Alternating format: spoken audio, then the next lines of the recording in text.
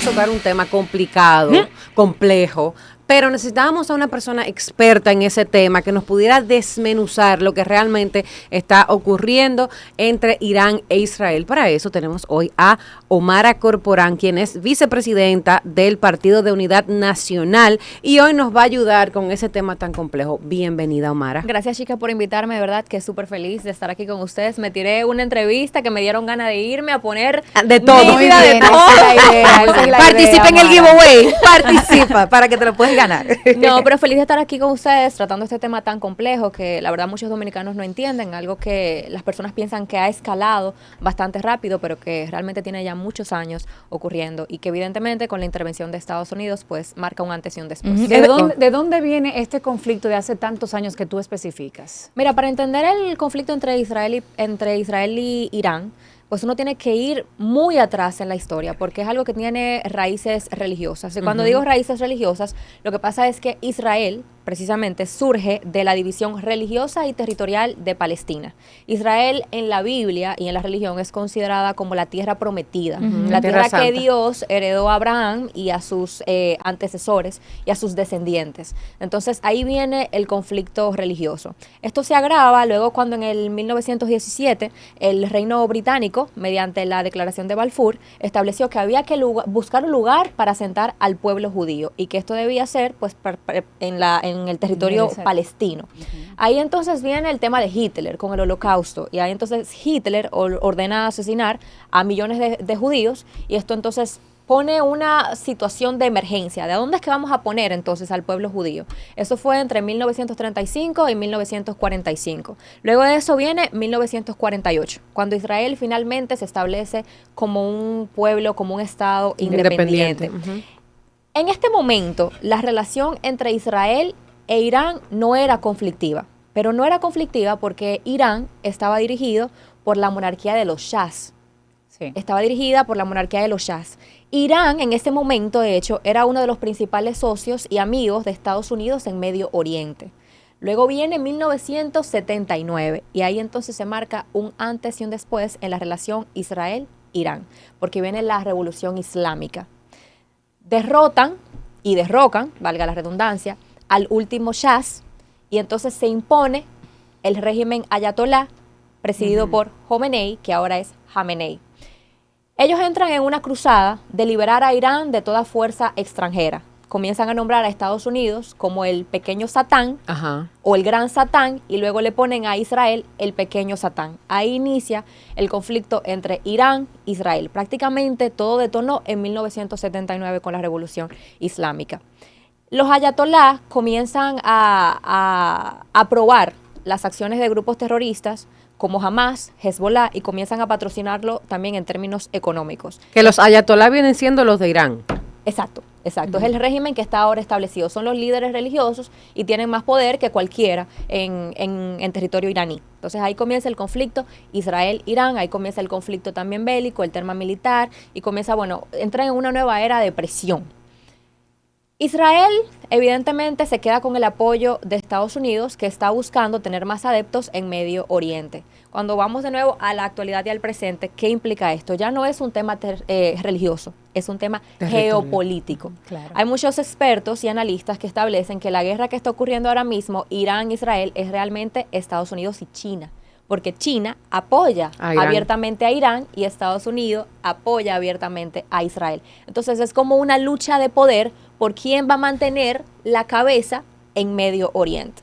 Claro, pero justamente en el día de hoy, Omara, no sé si las has visto, unas declaraciones de parte del gobierno estadounidense que decían a los chinos que vengan, que tomen en consideración, porque supuestamente habían hecho un acuerdo de paz y se ha roto el acuerdo de paz. Entonces Estados Unidos le manda un mensaje a China, mira, y el acuerdo de paz. O sea, al final, la gente dice, pero ¿y por qué? ¿Por qué China? Pero es porque China apoya a Irán. El presidente Donald Trump el día de hoy está molesto, pero no está molesto solamente con Irán, está molesto también con Israel. Él dijo, ¿cómo es posible que yo le doy una orden a Israel, que el acuerdo fue, yo voy a tirar 3 bombazos, voy a eliminar el riesgo de armas nucleares que ahora está imponiendo Irán, pero tú tienes que poner un alto al fuego, porque Donald Trump evidentemente lo que quiere es ya frenar este caos y quedar o posicionar a Estados Unidos como quien tiene el mando en Medio Oriente, como el que dice lo que va a pasar, y eso es lo que tiene que ser. Después del 1979, todo se agrava, o sea, son dos naciones que están en constante conflicto, pero todo se agrava en el 2000, cuando Israel establece que siente miedo de que Irán está desarrollando un proyecto nuclear y de lo que podría significar para el mundo que Irán tenga acceso a armas nucleares, siendo un país que está patrocinando abiertamente a grupos como Hamas o grupos como Hezbollah, que son caracterizados en Estados Unidos o tipificados como grupos terroristas. Que lo son. Sí, que lo son. En el 2020, entonces, Israel toma acciones al respecto y mata al jefe del proyecto nuclear en Irán, poniendo en juego la joya de la corona del proyecto nuclear iraní. ¿Cómo responde Irán? Irán responde en el 2023 patrocinando a Hamas, que entró al sur de Israel y acabó con la vida de más de 1.200 personas y hizo muchísimos secuestros. ¿Cómo responde Israel? Con la guerra en Gaza, que culminó y todavía es un conflicto que sigue en proceso, pero ya van más de 50.000 muertes humanas. Israel también da un paso, destruye el consulado iraní en Damasco, lo que entonces agrava la situación. ¿Cómo responde Irán? Con un ataque de más de 300 misiles en el 2024. Ay, Dios mío. Un conflicto donde ambas partes están, yo te mando, tú me mandas, yo te mando, tú respondes, hasta que Estados Unidos pues se vio en la necesidad de intervenir. Entonces, tomando en cuenta que ya nos hiciste una excelente retrospectiva de lo que ha ocurrido en orden cronológico, hoy, que nos decías que Donald Trump está molesto, incluso si vamos a los titulares de los periódicos, de lo que se habla es, Donald Trump ceases fire, dice que ya no se va a tirar más, sin embargo, Israel e Irán dicen que no están de acuerdo. Obviamente el tiempo dirá y van a pasar los días y nos vamos a enterar del final lo que va a pasar, pero quisiera que tú nos plantees ambos escenarios. ¿Qué pasa si entonces Israel obedece a Estados Unidos y realmente se detiene el fuego? ¿Tú entiendes que Irán igual va a responder con paz y esto se va a terminar y va a quedar ahí? Es el primer escenario que quiero que nos plantees. Y el segundo es, ¿qué pasa si entonces no hay ningún paro al fuego y esto continúa? ¿Podría entonces China entrar en este conflicto y qué podría pasar? Mira, lo que podría pasar en ambos escenarios todavía es bastante incierto, porque primero, por las características históricas que ha tenido el régimen ayatolá, no son de rendirse, no son de yo voy a tirar la toalla primero, son de luchar hasta el final, aunque estén en desventaja. Pero ahora, si Israel o Irán llegan a un acuerdo, va a ser mediante Estados Unidos, porque Israel no puede sostener una guerra con Irán sin el apoyo de Estados Unidos. Si Estados Unidos le dice, te voy a quitar el apoyo, va a pasar como pasó con Rusia y Ucrania, que Ucrania tuvo que ceder un poquito y bajar un poquito la toalla porque ya Estados Unidos no le estaba financiando, entonces no iban a poder sostener una guerra con Rusia. Ahora, en el segundo escenario que plantean, China podría entrar al juego, pero es un riesgo para China. ¿Por qué? Irán está amenazando con cerrar el estrecho de Hormuz, que ahora mismo es la mejor arma que tiene. Y fíjense que no es una arma militar, es una arma estratégica. Porque por el estrecho de Hormuz es por donde pasa más del 20% del petróleo que alimenta al mundo. Ahora, ¿qué pasa? Estados Unidos fue previsivo y Estados Unidos se venía preparando para esto ya hace mucho tiempo. Entonces, el mayor suplidor de Estados Unidos ahora mismo es Canadá. Que cierren el estrecho de Hormuz no es algo que va a afectar al 100% a Estados Unidos. ¿Quién sí se vería muy afectado?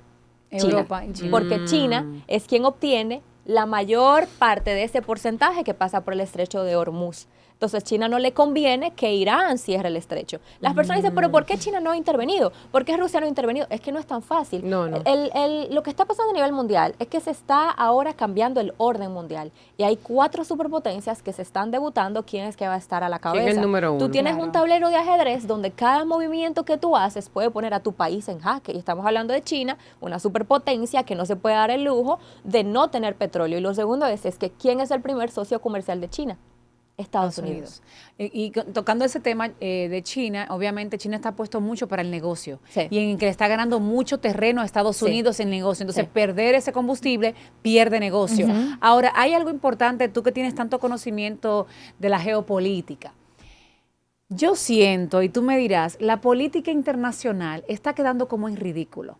Y viene desde hace muchos años, porque se supone que hay organizaciones, instituciones que rigen al mundo a nivel político, la Organización Mundial de la Salud, o sea, hay ya instituciones establecidas que rigen las decisiones de las grandes potencias, que es el G6, que es el G10, lo que sea.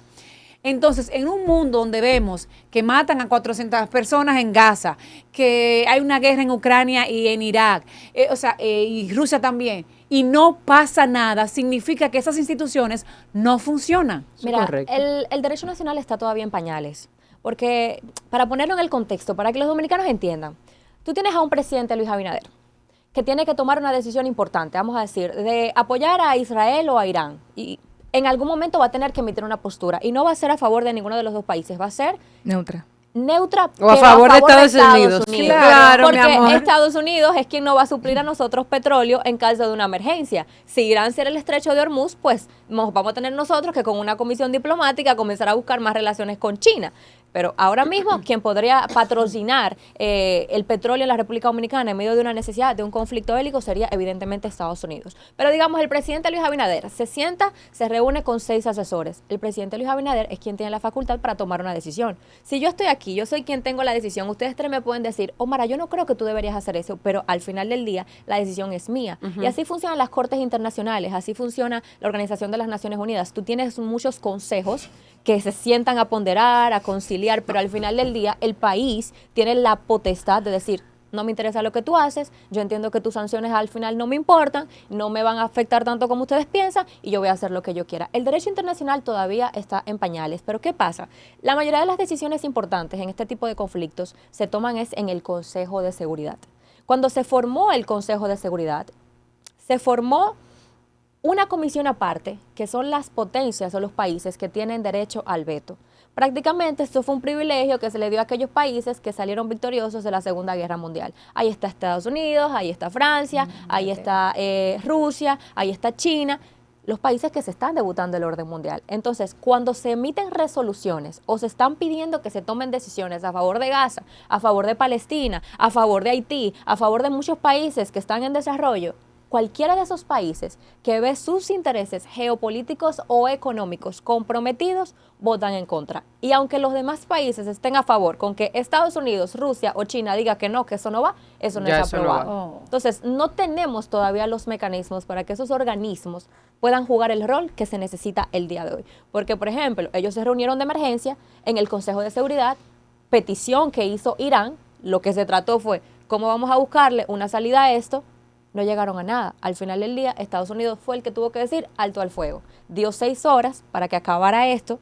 Los países no siguieron a Estados Unidos y todavía al día de hoy el mundo está paralizado, no porque Estados Unidos haya bombardeado, no porque Irán e Israel sigan en guerra, porque Irán e Israel han estado en guerra muchos años.